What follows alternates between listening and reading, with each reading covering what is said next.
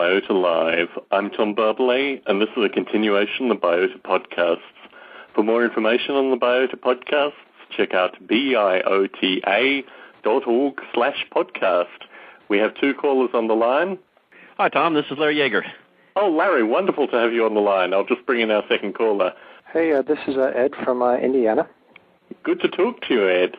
So normally we have news and notes, but I just have a couple of quick notes. The next episode, Friday, September 19th at 8 p.m. Pacific, is Publicize Your Project, which I believe was submitted by Scott Davis, former Biota Live participant, and maybe he'll even be on the call next week, but it's a topic that's very important to artificial life developers. And three quick shout-outs before we get on with this evening's show. Firstly, with regards to the CERN switch-on, people may wonder what the connection is with regards to artificial life. Well, former Biota participant Pedro Ferreira works at CERN. He's also developed with Noble Ape, and he's an extraordinary fellow, so I'd like to send a shout-out to Pedro. I had word from Steve Brown this week that he survived Hurricane Gustav, and he seems to be fighting back with a chainsaw. I can't really understand why Channel 4 in the UK doesn't sponsor a reality TV show with regards to Steve Grant surviving in Louisiana. But anyway, Steve will participate in a future Biota Live when he releases his new game, so a shout-out to Steve. And finally, Gerald de Jong, who is now writing for the Grey Thumb blog. And the topic for this evening, Larry, you're the topic for this evening. I feel on the spot. I was thinking about doing this, how to possibly introduce you in a way which would be meaningful and also get into some of the meaty topics that I'd like to discuss this evening. So what I'm going to do is actually pass the listeners back to your website for a kind of more detailed introduction to who you are. But I was interested in a particular turning point in your life in the late 80s, when you were working in films with Jim Henson and George Lucas, and then you were invited to join the Vivarium project at Apple. Can you describe this period of time and what led you towards artificial life? As you say, I was working at a place called Digital Productions and doing computer graphics, special effects for films. And indeed, we did the opening title sequence for a film called Labyrinth, and it featured this owl flying around in a void and interacting with mirrors and pools of water and so on. But the folks at Apple Computer, in particular Alan Kay and Anne Marion, became aware of us. I'm not sure if it was through Labyrinth or not, but they came to us specifically to do a kind of animation of animals, of organisms in a simulated ecology. They were doing a really interesting thing. They were going to put together an ecology in the computer and have it simulated on an Evans and Sutherland flight simulator, which was an incredibly powerful machine, a multi-million-dollar computer that was very good at graphics and very, very fast graphics, and with the idea being that they could simulate a graphical user interface of the future. Alan was always a firm believer in using the absolute most advanced tools you could today, because by the time your research sees the light of day, that's what the public will have by then. So it's a very, very smart move. He's famous for saying the best way to predict the future is to invent it, and that's what we were trying to do there. And certainly Polyworld came out of the Vivarium program, but you actually did quite a bit of work before you, or I'm not really clear whether you're doing a lot of development prior to Polyworld or whether Polyworld was actually really the concluding work from the Vivarium program. Can you talk a little bit about that? The Vivarium program always did have the idea of this ecology in the computer, but really the focus for Vivarium, for Alan Kay and Anne, were to use that ecology as a forcing function for user interface design and improvement of education.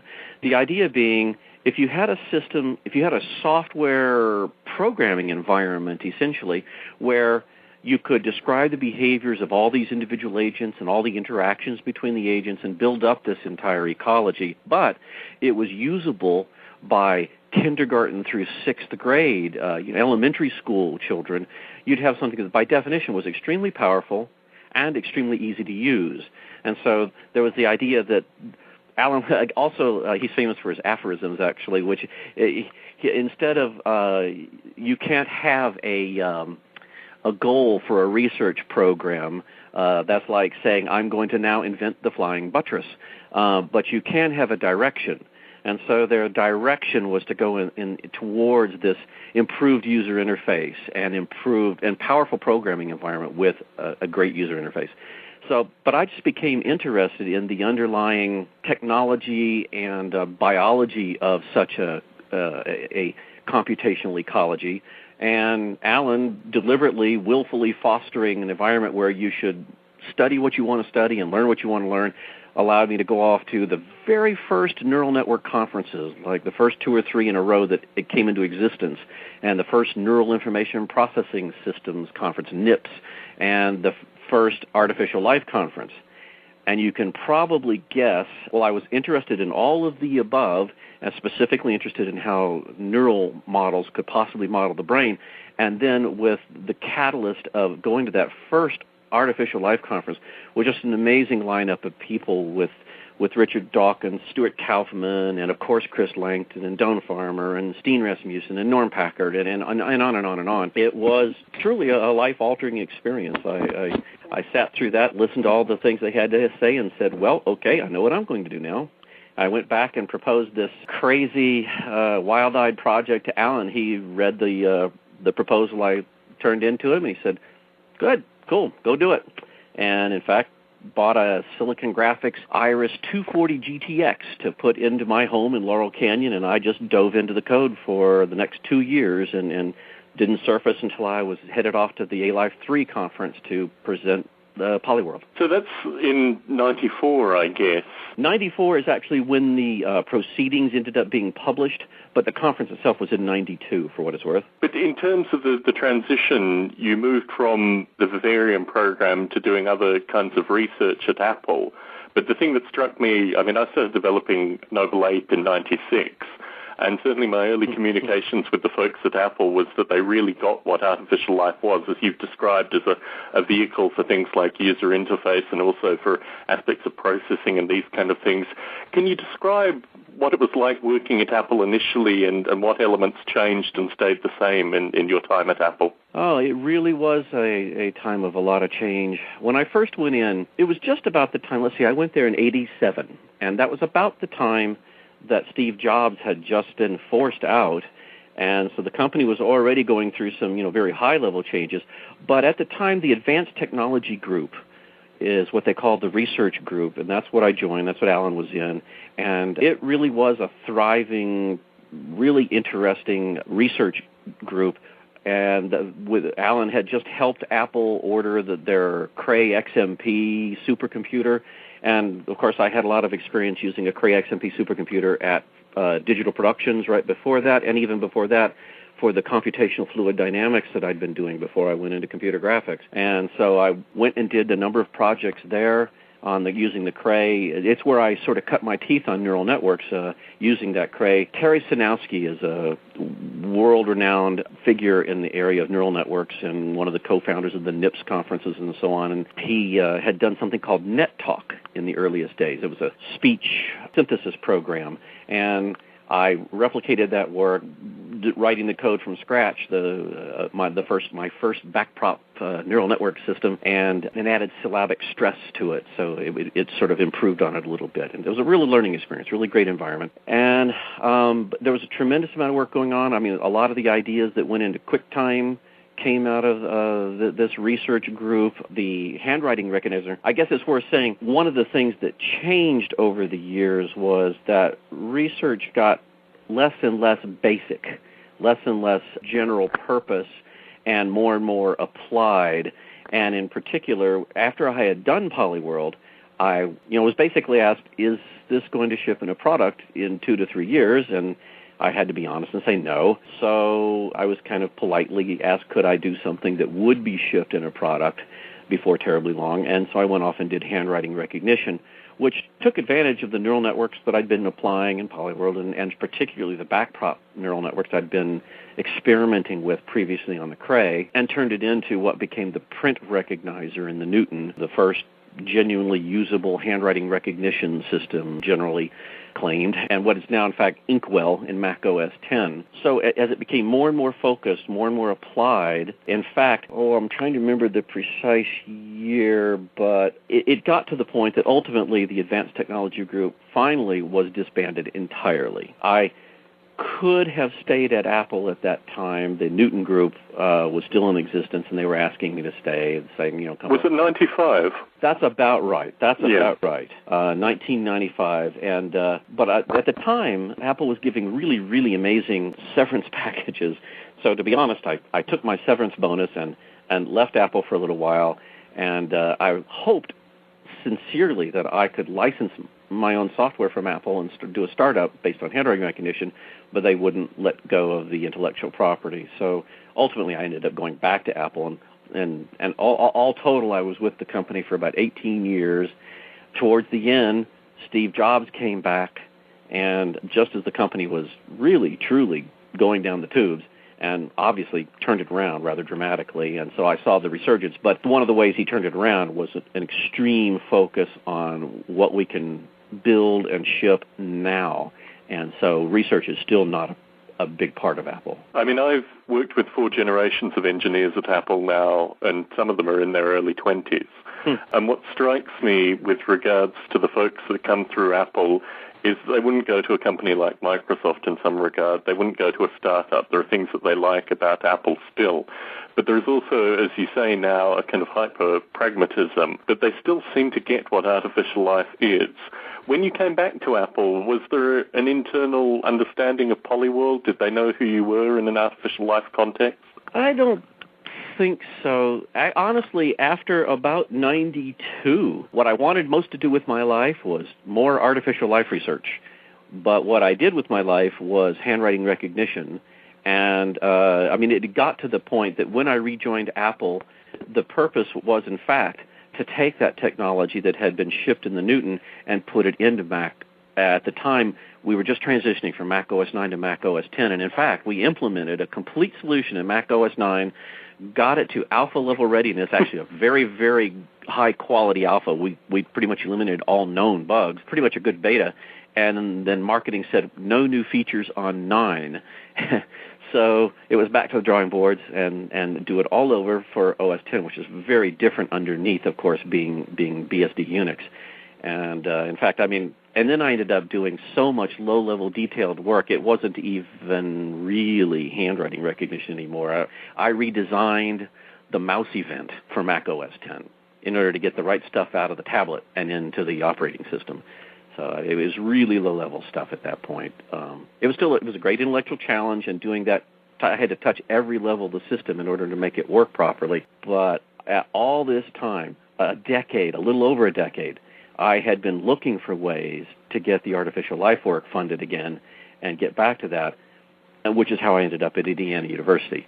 I was so grateful that they had this School of Informatics forming and being very interdisciplinary and very aware of my previous work, to my great astonishment and pleasure, and were interested in forming this complex systems group that had as one of its components artificial life, and they let me come on board there and get back to the research that I've been trying to do for a very long time. Well, before we talk about that, I'm interested in exploring a bit more with regards to Polyworld. Obviously, it was at Apple. Was the source owned by Apple for any period of time? You're talking to one of the few people in the history of the company who managed to get some source code over the firewall and out the door. I spoke to all the appropriate people, got all the appropriate permissions, and was able to release the source code for Polyworld back in 1992. When I went to the A-Life conference, I was able to say, and by the way, the source code is here on this FTP server. The web,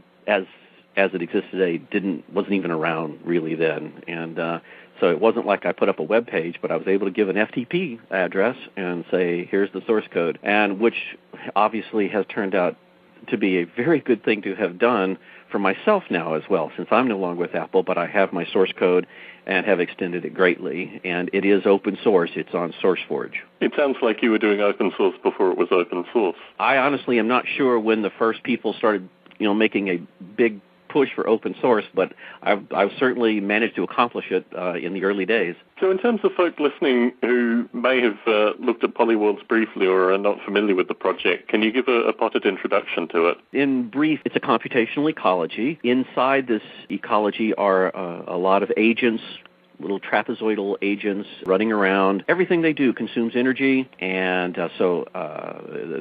just moving, turning, eating, mating, these primitive behaviors all consume energy, and also all those behaviors are driven by a neural network, and every time step of activation of the neural networks, and for every synapse involved, there's an additional cost, additional energy consumption. So basically, they then have to go out and find and eat food. They can also find and kill and eat other agents. And so there's natural predator-prey relations fall out of it. And what drives evolution in this system are those neural networks. The wiring diagram of those brains is encoded in the genome of the agents, and the key thing that evolves over time in Polyworld are the wiring diagrams of these brains. And the goal is really and truly to sort of approach artificial intelligence by the vehicle of artificial life and kind of work my way up this intelligence spectrum from the simplest possible cognitive agents all the way up to, advanced intelligence at some point, one hopes. And the neural networks grow, don't they? I mean, is the limiting factor with regards to the size of the neural networks just the amount of energy the agent can consume? There is, with that penalty for, basically a penalty for consuming additional energy for a larger brain, there's an evolutionary pressure to use sort of the smallest brain that will solve the behavioral tasks of the agent in the world. And in fact, I'm in the process now of trying to quantify a careful characterization of the complexity of the dynamics of these neural networks using an information theoretic measure of complexity. I got to a certain point with these agents where in the early runs, in the early worlds I was building, the behaviors that were coming out, you could kind of point to them and go, oh, they're doing X. You could point to it and say they're all running around the edge, and that's where they find each other and they find mates and food by doing this one thing. Or there's the cannibals that all live close together and kill and eat each other. Or the very simple behaviors that you could kind of describe in a word or two. And then as I started getting more successful with these things, I started getting kind of foraging behaviors and swarming behaviors and behaviors where you'd look at the population of agents and there was a lot going on, more than you could actually characterize in this sort of artificial ethologist role that I'd been playing to that point. And I realized then that to take the next step, before I really did any more with the system, I needed a way to quantify what was going on. I wanted to move to statistical methods, and in particular, I wanted to know, are these agents actually getting more intelligent? Are they actually getting more complex in terms of their neural dynamics? Enter Olaf Sporns, Giulio Tononi, and Gerald Edelman, and Olaf Sporns being a frequent collaborator now and at Indiana University, they had come up with an information theoretic measure of complexity of neural dynamics, and they'd done some experiments, run some data. Olaf had a MATLAB script that would calculate this for certain networks. Only with an artificial system like Polyworld could you really go after this metric in a consistent way. I can record the neural activation of every neuron at every time step for the entire life of an agent for all agents.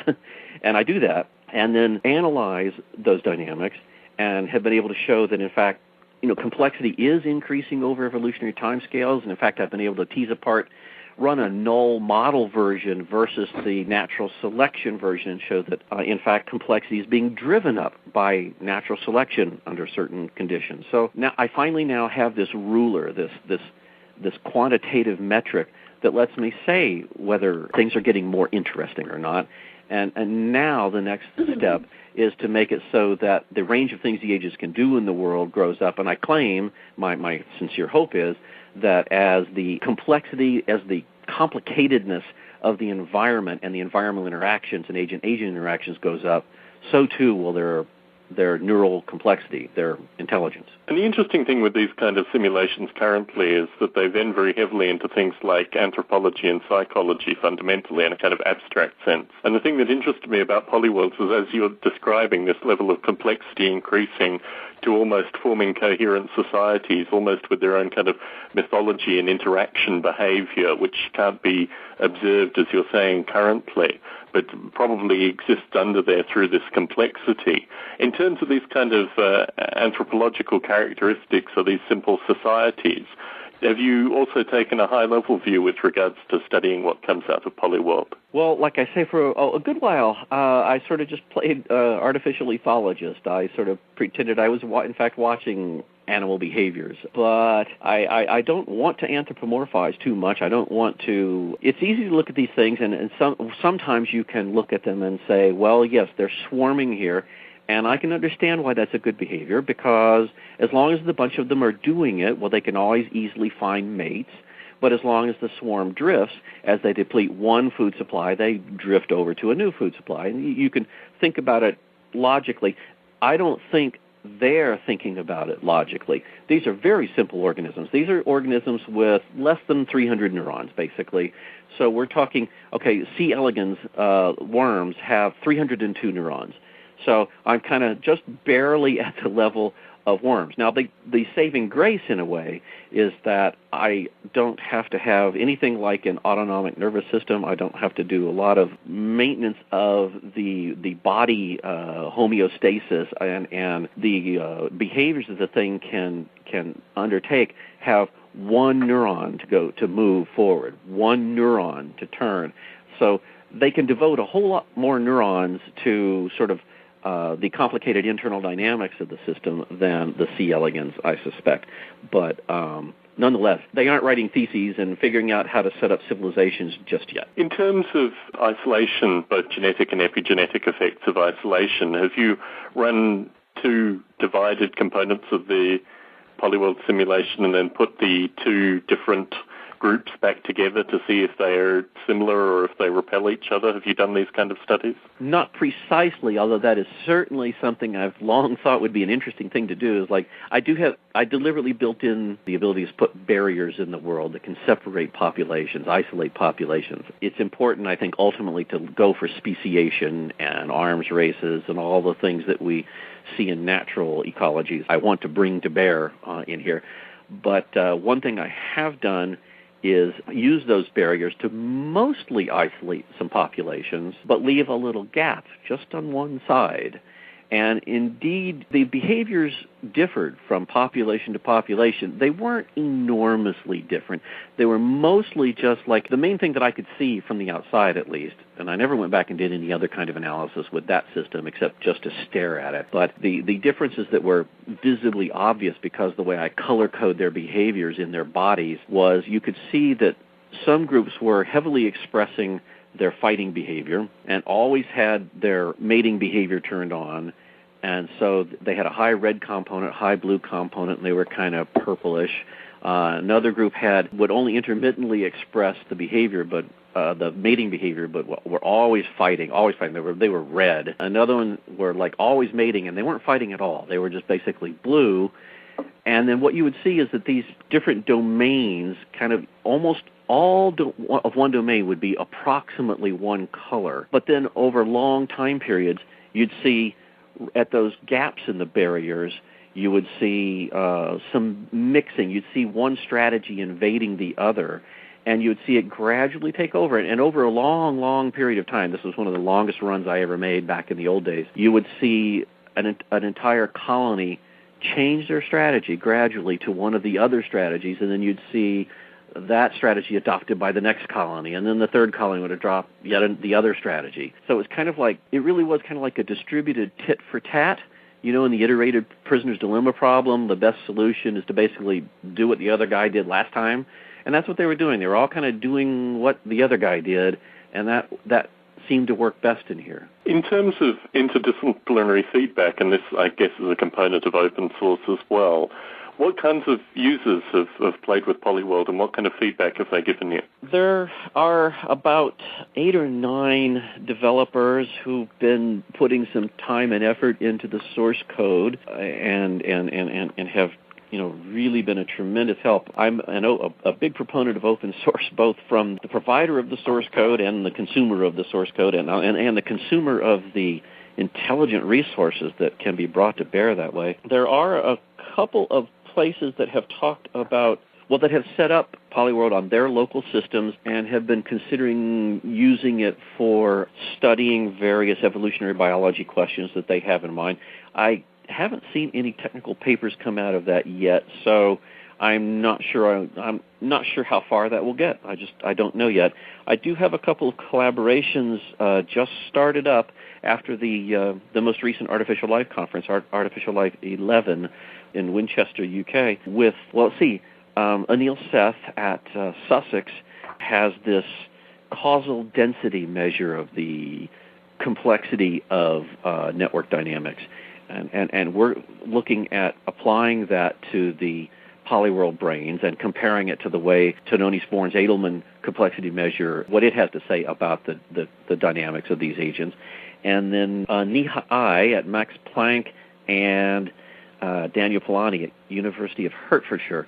I've been talking with them and have provided them with a little bit of data to apply a causal information flow, another measure of the complexity of neural dynamics and network dynamics. And Polyworld happens to generate an awful lot of interesting data of an evolved system that sort of has to be evolutionarily and behaviorally competent, and we already have one means of looking at the complexity of those dynamics. So we now have the opportunity to look at a couple more, and in fact, another whole research area that I'm just looking to open up is to then apply some of the standard network theory, network science measures of the metrics that people use to describe network architectures, and look for correlations between those and these dynamical complexities we're able to calculate. Maybe we can actually get to the point that we can simply look at one of these networks and just look at its architecture, just look at its wiring diagram, and figure out how complex it's going to be without even requiring it to live its life. But that's still sort of pie in the sky. There's a lot of research to be done there yet. It does seem fascinating, but it strikes me that, as you say, it takes a lot of time for people to play with something before necessarily they produce academic papers. But in terms of biology and psychology and all the areas that you seem to say it's not really applicable for, certainly from the conversations having people like Roy Plotnick on, also people like Dick Gordon, I mean, these are fundamentally biologists of one form or another that seem to think that artificial life has a great degree of assistive role with regards to teaching various concepts and also exploring the science that they're trying to probe in the real world. What's your own thinking with regards to this? Oh, I totally agree. I've learned so much about the way evolutionary systems work by building one and experimenting with it. And I think that can certainly be used to help people understand the concepts as an educational tool.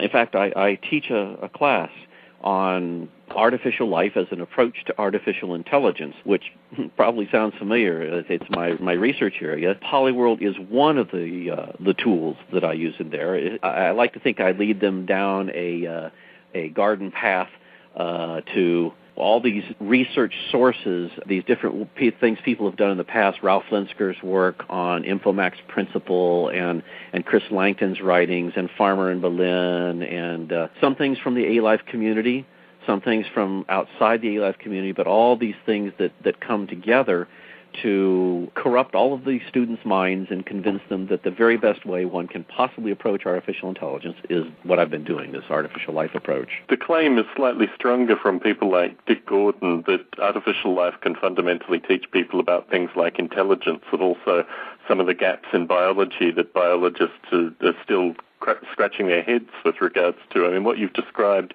is a very systematic approach with regards to the existing thinking.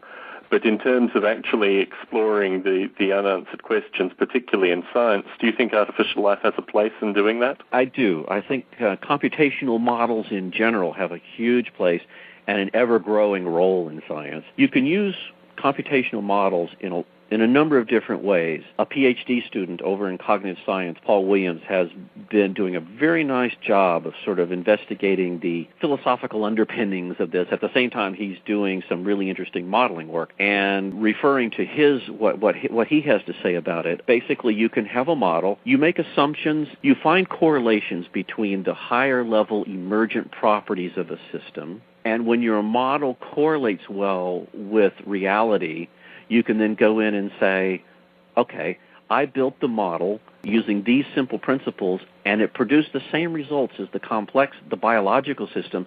That suggests to me that at least this is kind of a proof of principle that this level of detail, these kinds of dynamics, could be producing those results in the real system. So you get this sort of proof of principle approach. You also have the opaque thought experiment approach. You can put together things. I mean, in the history of science, it has always been important to reduce the complexity of a problem in order to gain a better understanding of it. And one of the time-honored ways, is a Gedanken experiment, an extended thought experiment. Well, with computer models, you can do thought experiments, only make them a bit more precise, a bit more careful. So instead of merely thinking about it, you can say, now let's take the artificial system and the biological system and look at the lowest level. And let's establish correlations between those. And now let's run our artificial model. And when we see what is possible, what comes out of that, that can suggest things that we might expect from the biological system and could even give us, make predictions and go look for them in the biology. So you basically can do a thought experiment. Randy Beer likes to call it, his work in minimal cognitive systems, basically looking at the frictionless mind. The idea being that when Newton idealized physics to a frictionless world, of course the world isn't actually frictionless, but it allowed him to think about how things work and produce these models that have been useful in physics ever since. Even though the model's sort of fundamentally wrong in critical ways, it's fundamentally right in critical ways as well, and allowed scientists to develop an understanding of physics that wouldn't have been possible without it. So we're all trying to look at the frictionless mind to find the sort of least common denominator, the low-level principles that can produce intelligent behaviors and intelligent thought. And then just to wrap up, there is a third way that you can do things, which is to sort of look at the relationships between the computer model and biology.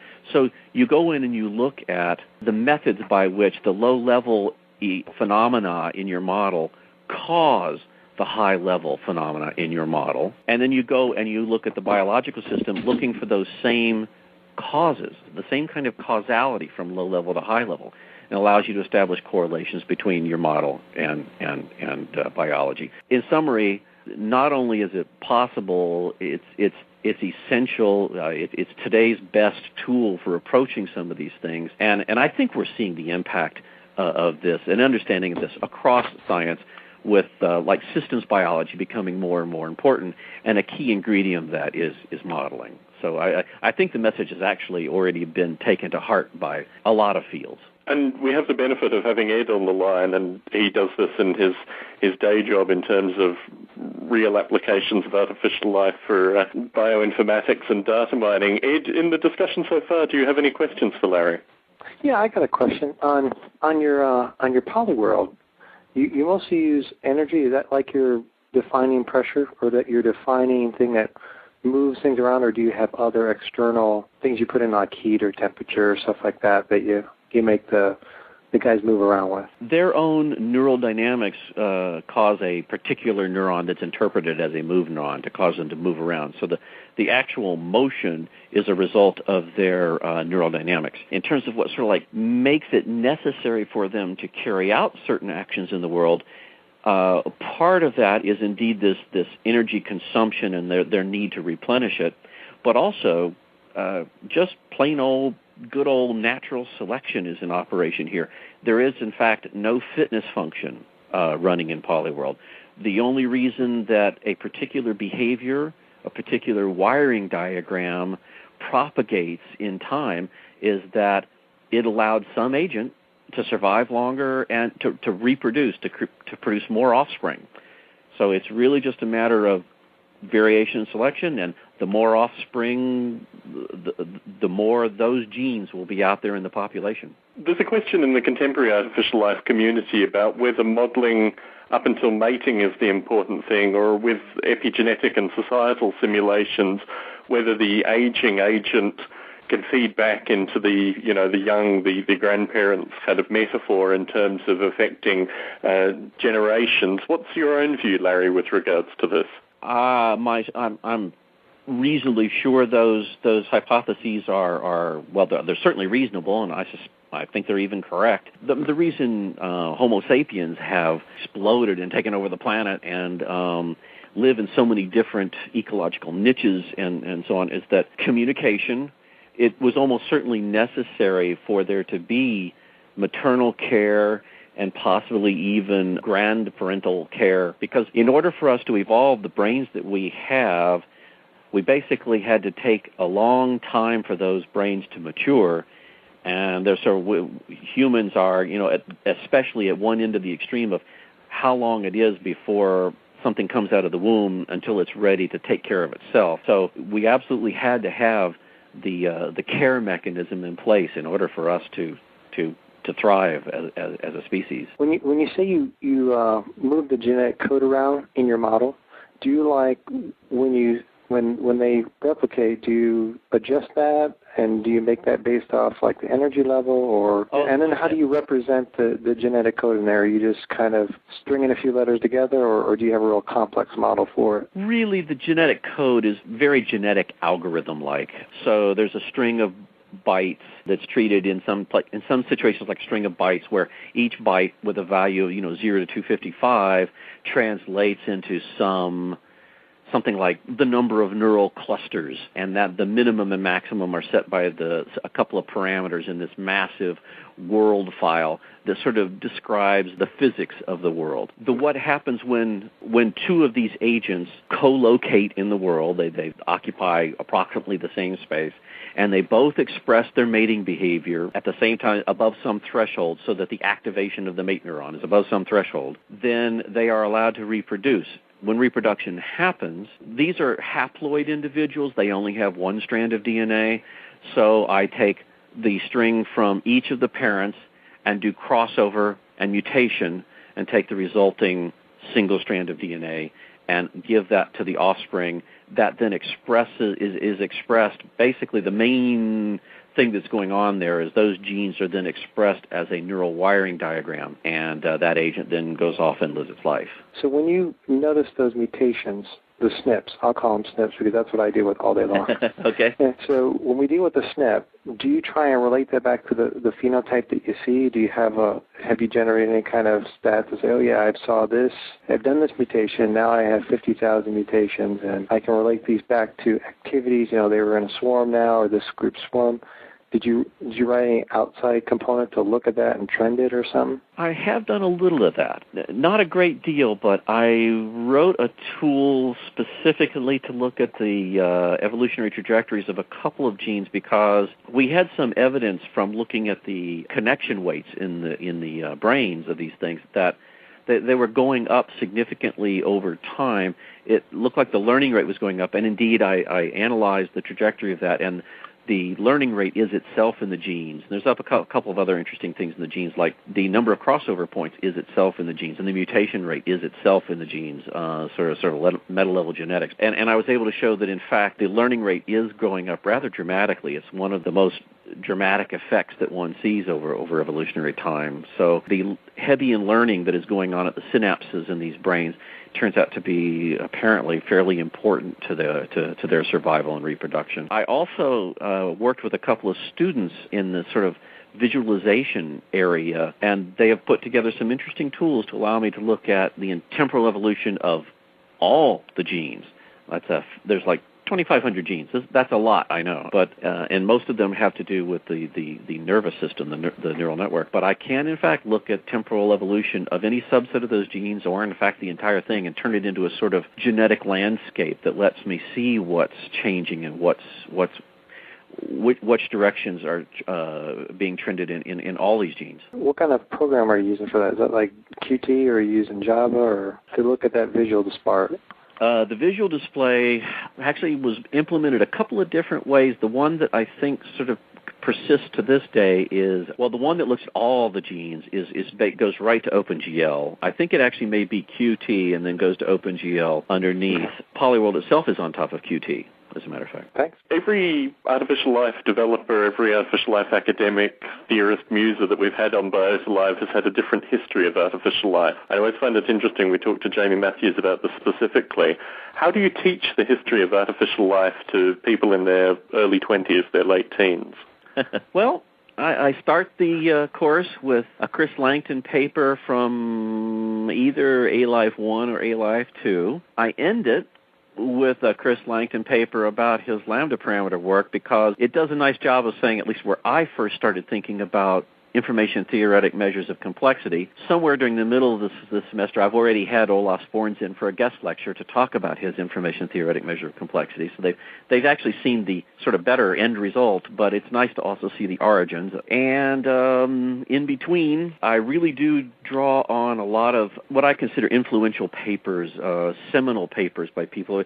I have them read an excerpt from Donald Hebb's original book on what has come to be known as Hebbian learning. I have them read Ralph Linsker's original Infomax papers. I don't currently require them to read Shannon's original communication theory papers, but I do have them there as sort of optional extra readings that they really ought to read, and then I try to give them a capsule summary of that. So I introduce them to probability and information theory and try to, like I say, lead them down this garden path with all these influences. So as they come through your course, as they leave your course, do you get a sense of where they're coming from and where they're headed to? Are they all computer science students, or do you have some biology, some philosophy, these kind of students, and do you get a sense that they're going out into a diversity of industries or into academia? What's your sense with regards to this? I get a very diverse group. Now, we have a very diverse school. We are the School of Informatics, and it, by definition, is interdisciplinary. And the whole idea behind a School of Informatics, we have a computer science department or division, but we also have a group working on bioinformatics, chemical informatics, musical informatics, social informatics, cybersecurity. There's and human-computer interface and human-centered design. So a truly broad group of students. And I get students from pretty much all of the above, plus some computer science students, plus some cognitive science students. And so their end direction is quite different. I've been very, very pleased to have one student who worked with me a great deal, Virgil Griffith, and did a tremendous amount of work, really helped move my entire research program along. As an undergraduate, usually you depend on your grad students to do the bulk of the research, but in fact, Virgil was, I knew when I met him that he was special, and we got on really well, and he came and worked with me and got a whole bunch of research credits for working with me to help finish up his bachelor's. He's now with Christoph Koch at Caltech, the Computational Neuroscience Unit. So I know he's applying these ideas. And in fact, he's attempting to apply Giulio Tononi's phi measurement, which is very related to this information theoretic complexity measure, to C. elegans, and we hope someday to apply that to polyworld agents. Another student, I just got an email yesterday, I think it was, has now gone on to MIT. It just completely made my day. She wrote to say that this A-Life course, which I tend to think of as a little bit out there, and I want to, I try to give them a lot of fundamentals as well, but it's pretty, it's out there. It's the research that I think is most important in the world. But nonetheless, I always worry, will you ever actually use this in a job? Well, she said that at MIT, where she's pursuing machine learning and a bunch of things, she said this is absolutely the best course, the course with the most material that she's actually benefited from and using in her additional coursework at MIT of everything she took at IU. So, but on the other hand, I get students who are just interested in the ideas behind it, who come in from human-centered design, and they're probably never going to specifically use these ideas, but they just wanted to broaden their thinking. But, every once in a while, I had one of those turn around and do a genetic algorithm for evolving web page design. So actually took these ideas and brought it fully into his field, fully into his specialization. So the end result is highly varied. Simon Harvey has shown that you can do a master's program in artificial life and surrounding fields. Do you get the sense that there may actually be a future for an undergraduate stream relating to artificial life? I hope so. I think the relevance of the field is being more broadly recognized these days. It's been very kind of encouraging to see these ideas showing up in a lot of places, and the artificial life community and field itself seems to be thriving. The Artificial Life 10 and 11 conferences have been very well attended and had very strong papers in them. ECAL, European Conference on Artificial Life, continues to do good work. Simulation of Adaptive Behavior Conference is doing work, has their own journal. There's the Artificial Life Journal.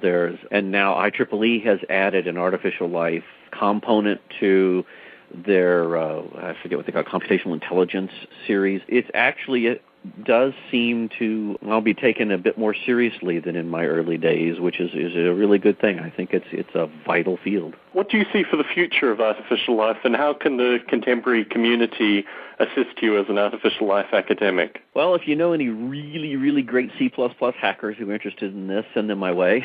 The community as a whole, boy, just keep doing good work. I mean, the most recent A-Life conference, Daniel Polanyi had this quite amazing paper that I hope it gets noticed well beyond the A-Life community. He proposed a model that showed how copying a cell can have a certain level of accuracy in the copies, and introducing a sort of symbolic substrate to assist in the copying can improve copying fidelity.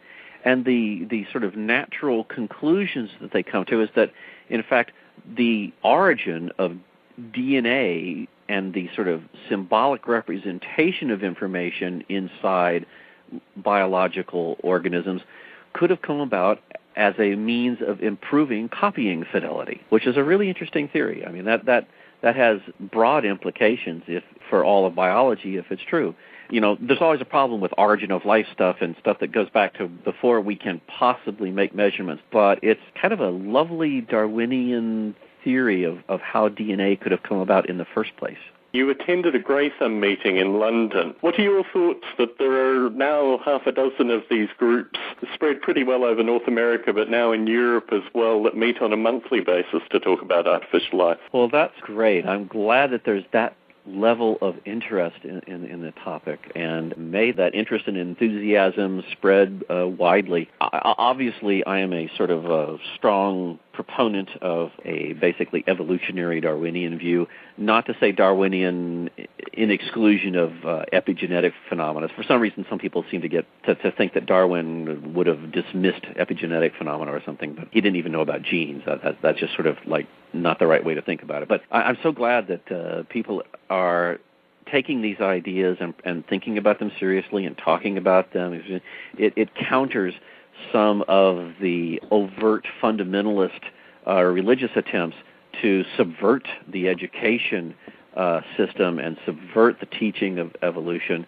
If the broader the community of people that are thinking about and talking about these ideas and making them readily accessible, the better. I hope some of these groups will even consider, if they live in one of these states where the school board is trying to overturn the teaching of evolution, step up to the plate and fight the good fight and keep that from happening. We don't want to be gradually dumbing down the population of students in the United States and eliminating science in favor of mythology. I'd like to thank you very much for the opportunity to chat with you this evening, Larry, and please don't let this be your last time on Biota Live. We talk about a number of things that are clearly also of interest to you, and hopefully you and Ed will get together in Indiana sometime and set up a Graytham chapter there and continue the discussion on location. Thanks also to Ed for calling in and chatting with Larry tonight. Thanks, Ed. Thanks.